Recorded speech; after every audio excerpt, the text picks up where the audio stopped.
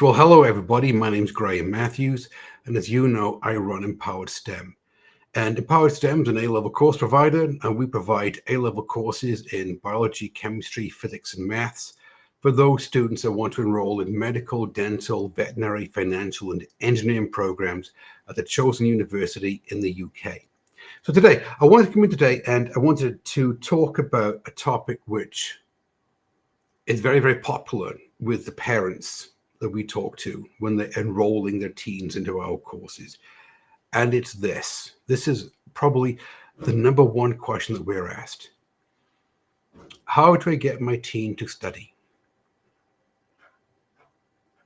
I know. It's such a profound question. We have parents who have teens on this end of the spectrum, and all they do is study, they overstudy. And then there's those parents on the other end that have teens that don't study at all. And they're like, well, how do I possibly get my teen to study? Well, it's a good question. So let's unpack it today in today's live stream. Let me ask you this question, though. Are you the type of parent that has tried everything to make your teen study?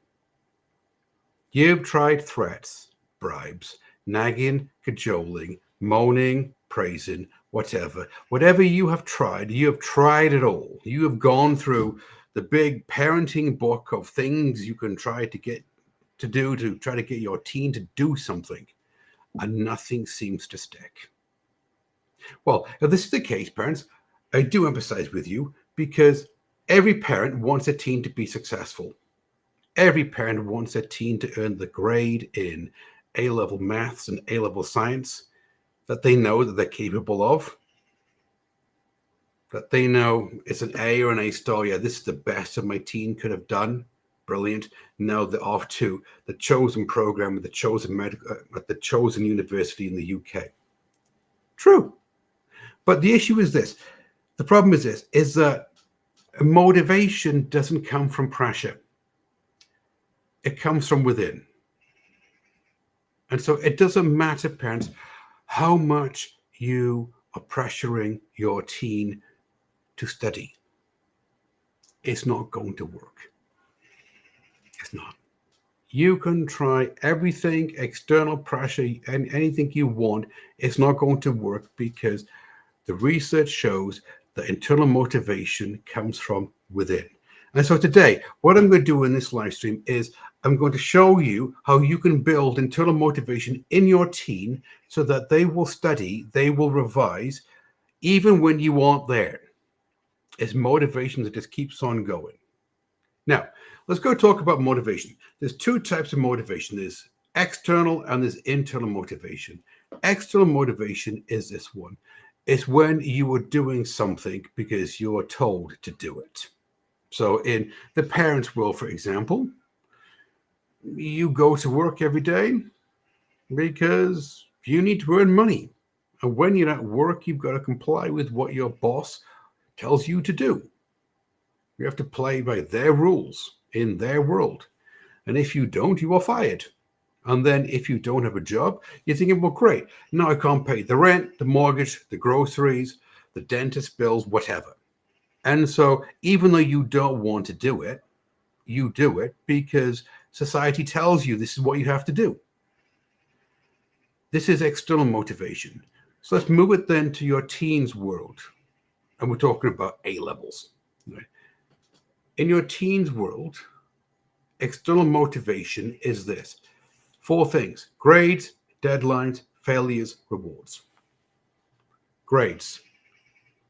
They're externally motivated to study because they need the A or the A star in A-level maths and A-level science so that they can be competitive candidates for the chosen program, chosen university in the UK.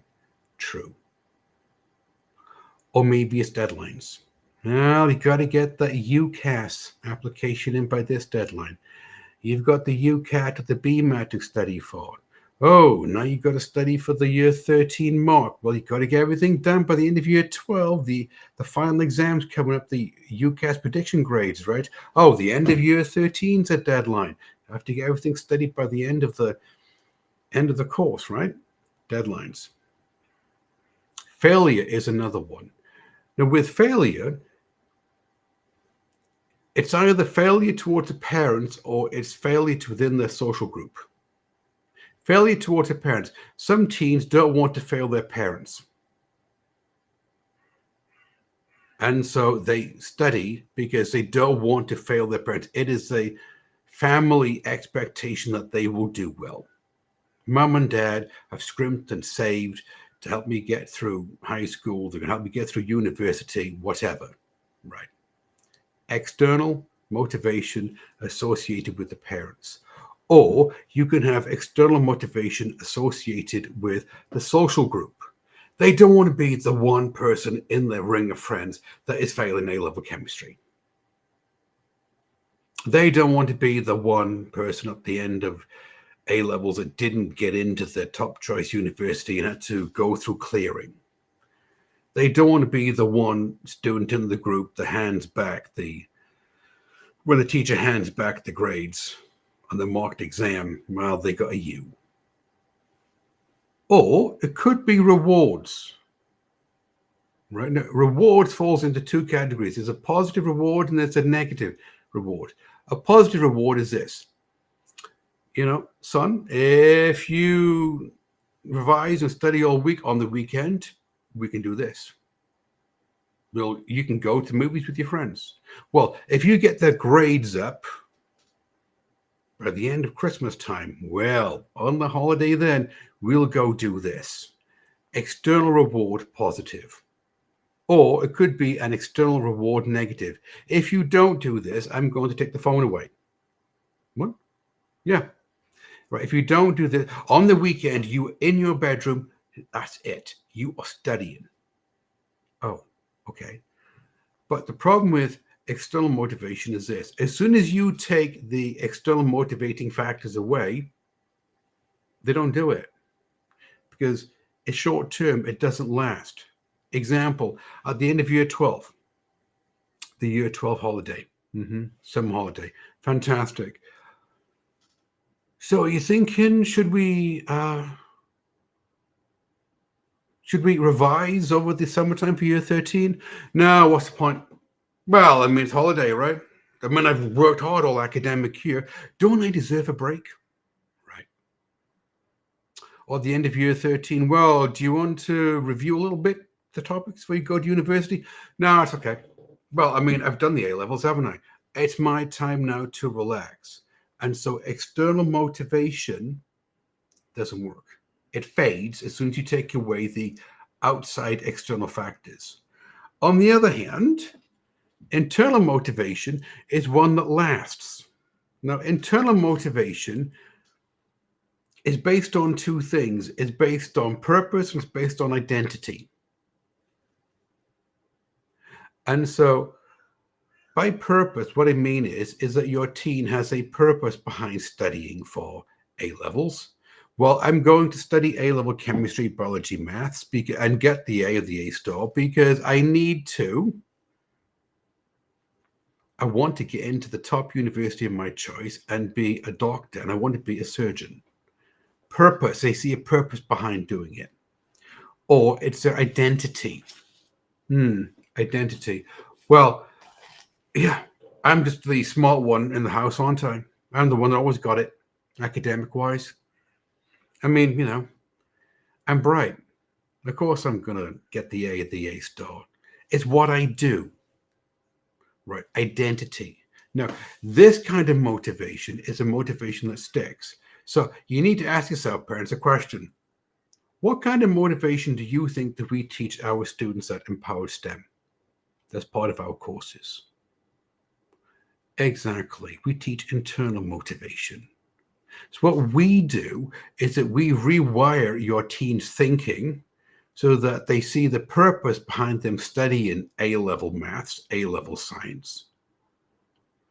They become the type of that we rewire their thinking, their identity, so that they become the type of student that would get the A or the A-star in A-level maths and A-level science. And so they become internally motivated. And by this means that they take our courses, and guess what? they get the A and the A star at the end because they stick with it. Now, question is then, is there a science behind what I'm talking about? Well, parents, come on. I mean, at Empowered STEM, it's all based on science, isn't it? We use neuroscience, we use academic coaching, we use educational learning theory and principles to make sure that what we offer your teen is the absolute best, the platinum level. So, of course, there is a science behind this idea of motivation, and it's a science of self-determination. There's 3 bits to it: autonomy, competence, and connection. So let's go talk about autonomy. Autonomy means that your teen feels that they have ownership of what they're doing. It means they're in control of their learning. It means that they have a choice. So they can choose whether they want to study or not study, and they can choose what topic they want to study, say biology, chemistry, maths. They can even choose what time of day they want to study. They have control over their learning. They're not being told what to do. Now, this is a bit slightly different because at GCSE, they don't have autonomy, do they? At GCSE, they're told by the teacher when to study, what to study, how to study, all the deadlines are given to them. They don't have autonomy. At A level, they do. It is given the syllabus, here's the deadlines, let's go. And so they need to choose that they're going to have control over their learning, and then they need to come up with a plan that actually allows them to be successful at studying and revising. The next one then is competence. What I mean by competence is this, is that your teen must feel capable of success. So if they show up to class, they have no idea what the teacher's talking about. They're doing the homework. They can't do the homework. They don't get it. They're failing test after test after test. Of course, their motivation's going to go down. I mean, think about it. From your point of view, parents, if every day you failed at something and you couldn't see a way forward, you just told every day that what you're doing is wrong, it's wrong, it's wrong. Here's an F, here's a U, here's an E, it's wrong, it's wrong. Well, of course, you wouldn't be motivated to do anything, would you? The third one is connection. Your teen needs to feel that they're part of a support group, that they're connected. There's people out there that actually want them to be successful. All right. So I'm not saying that you've got to be your teen study buddy, but they've got to feel from you, parents, that yes, I do want to see you be successful in A-level maths and A-level science, and I'm going to do what I can to go support you on it. Now, they've done studies. What they found out is this, is that if these 3 areas, autonomy, competence, and connection, are met, there's a natural dopamine release in the brain, which means that the motivation becomes self-sustaining. And this is the bit, isn't it? So in other words, if these 3 conditions are met, your teen feels good about doing it, about learning, about studying, about revising. And then they want to do more because it feels good. It's known as the joy of learning. But what they've also found out is this, is that motivation isn't a switch. You just don't turn it off and turn it on. You're not spiking the needle. Like, oh, one day I'm motivated. Ooh, let's go study. One day I'm not motivated. No, motivation isn't a switch. You build motivation like you build a muscle. So, for example, you wouldn't go down the gym and say, well, I'm just going to do like the Arnold Schwarzenegger workout today. I've never worked out, by the way, but today I feel motivated. I haven't worked out in the gym for ages. I'm just going to go down. I'm just going to go do a workout. Well, of course not. Okay. What you do is you say, well, all right, if I need to build up if I want to put some muscle on, if I want to build up my muscle, tone my physique, then I'm going to get onto a plan, a program, and I'm going to build up the muscle, and I'm going to do it by slowly increasing the weight. All right, for everybody out there, it's called hypertrophy, or it's how you put on muscle. But it's the same thing with with motivation. If you think of motivation like a muscle, you don't all of a sudden become totally motivated like a Tony Robbins. Now, what you do is you get small wins coming in, small wins that keep you going. You get the dopamine release, and then this creates momentum. It's a cycle. So you get a win, you get a dopamine release, you build up momentum, you get another win, a dopamine release, you build up momentum. Now the question is then, parents, the question is, how exactly do we build this internal motivation? You're thinking, well, Graham, you know what? Totally get it. We need internal motivation, not external motivation. You've given us the neuroscience behind it, why it works. Fantastic. But practically, how do I help my teen get these small wins, and so they get this dopamine release, and so they become motivated, and then it's just a cycle that just goes around and around without me being there? Well, here we go. It comes down to language, it comes down to behavior. So, for example, don't issue a command, ask a question. So, for example, don't say, right, you were going upstairs and you were studying for 2 hours tonight. Give me your phone. No, try this one. So, are we thinking that we should possibly hit the box for a couple of hours? Let's study some A-level chemistry. Tell you what, so you're not distracted. Do you want me to give you your phone? I'll hold it for 2 hours, put it on the coffee table right there, and so you can get some work done. See, not a command, it's a question, because a question leads into autonomy. They can have a choice. Do they want to do it? Do they not want to do it? Think about the effort that your teen is putting in, not just the outcome. So rather than say, oh, well, got a B on that test, did you? Well, I guess you could have done a little bit better. Better luck next time. Ooh, don't even want to use that one. Maybe you want to try this bit. Focus on the effort. Say, you know what? You work really hard this term, and I can see your grade moving from a C to a B. That's really brilliant. I'm proud of you. What exactly do you think that you're doing in order to get that grade increase? See how I'm focusing on the effort, the work, not the outcome, which is the grade increase. Connect to purpose. Again, we talk about this one. If they're just taking a test in some sterile environments, like, well, today Mom, Dad, tomorrow I got this test on atomic structure. Well, brilliant. Okay. Well, what's the point of it? I guess I've got to study for it, right? Or, on the other hand, you could tie it into purpose. You could say, you know what? You have a test tomorrow. It's on what? Atomic structure. Brilliant. Well, I know you put the time, effort, and attention in. And you know what? When you pass this test with the best grade you possibly can, it's moving you one step closer to getting that predicted grade of an A star, isn't it? Which will allow you to go off to university, allow you to become the medical doctor, the cardiothoracic surgeon. Encourage self-reflection. Now, this one is metacognition. But what it means is this, is that, again, you just don't go, well, oh, you got a B on that test, did you? All right, fine. All right, well, better luck next time. No.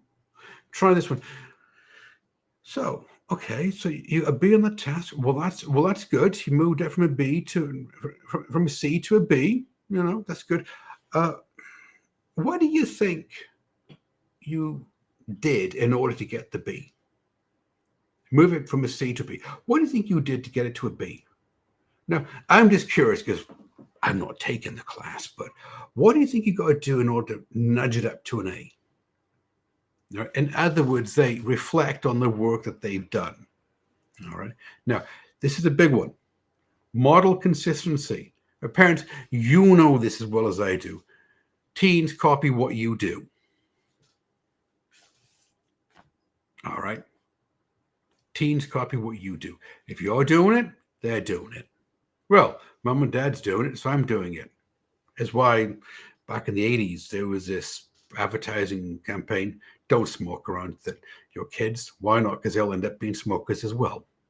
All right, then. Now, what I mean by this in this context is if you model consistency is that if you're internally motivated, if you're practicing what you preach, if you're with your spouse, asking the questions rather than the commands, look at the effort, not just the outcome. If you're connecting some higher purpose, if you're thinking about what you do during the day, all right. If you model consistency and effort, time, effort, and attention, then your teens will as well. Now,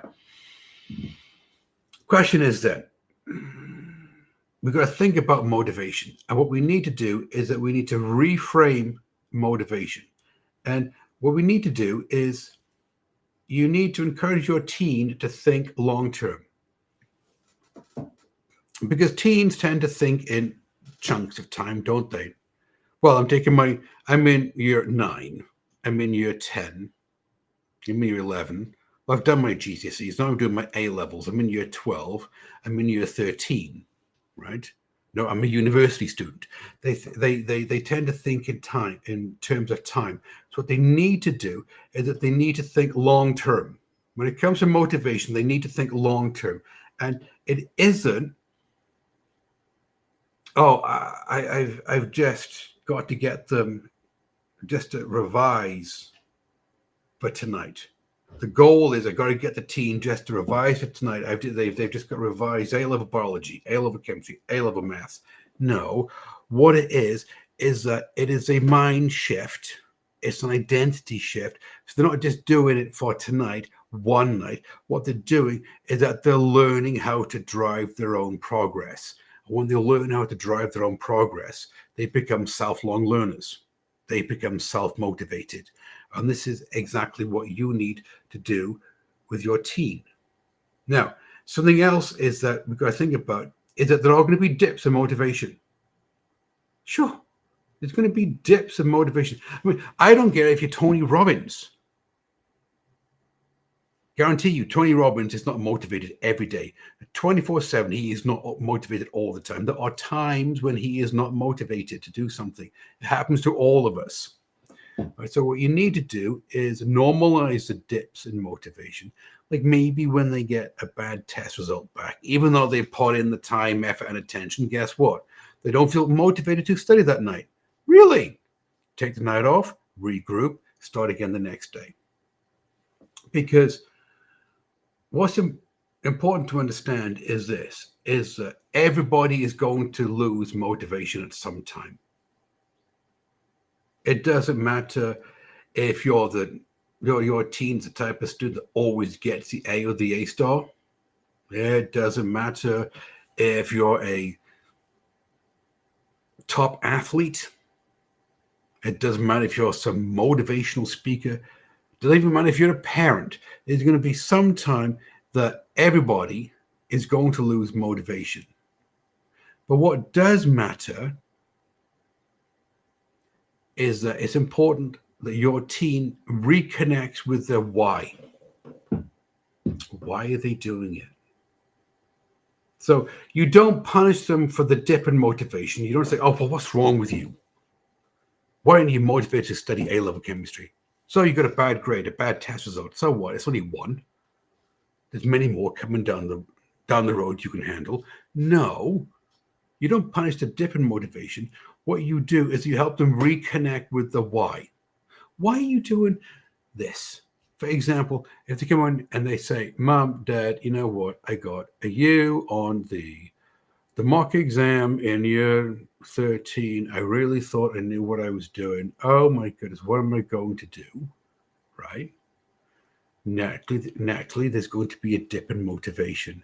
So what you need to do is reconnect with their why. So allow them to take the night off. and then say, well, okay, why are you studying A-level chemistry again?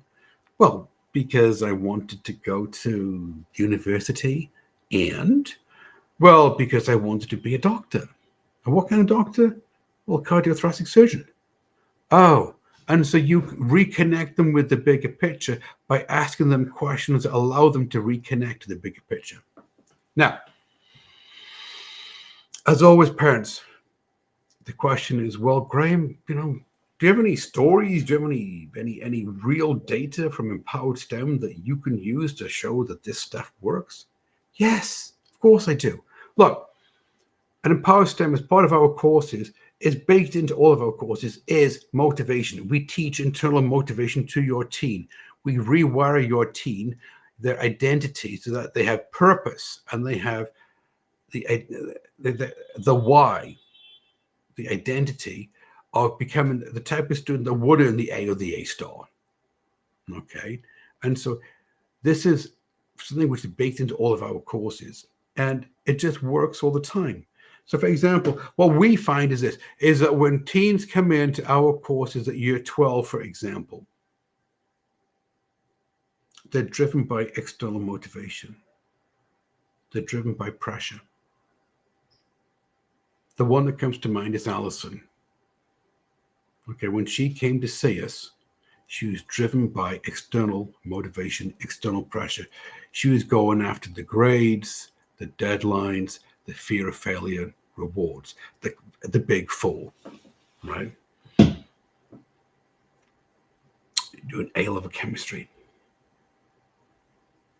And the mock results weren't exactly where they needed to be.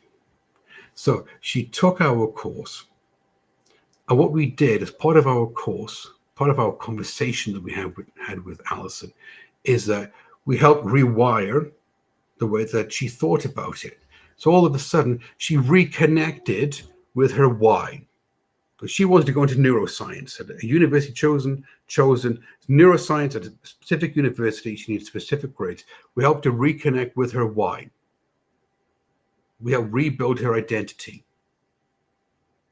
And because we helped her rewire her purpose. And because of that, what we did is that we moved her from external motivation to internal motivation. And as soon as she switched to internal motivation, the light bulb went off. Because internal motivation means this. Internal motivation means that she was on the dopamine cycle, a small win,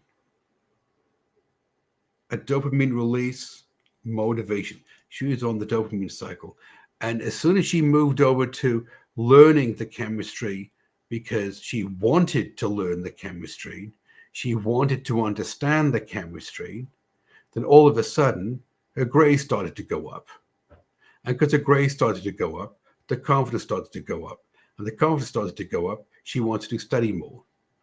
And she became internally motivated and not externally motivated. She ended up getting the A star. She got into a university of choice. She's now studying neuroscience. Now, what I need you to understand, parents, is this, is that internal motivation, it's built. It's not forced. You can't force motivation onto your teen. No matter how hard you try, you can try the external motivation route like everybody else does. It doesn't work.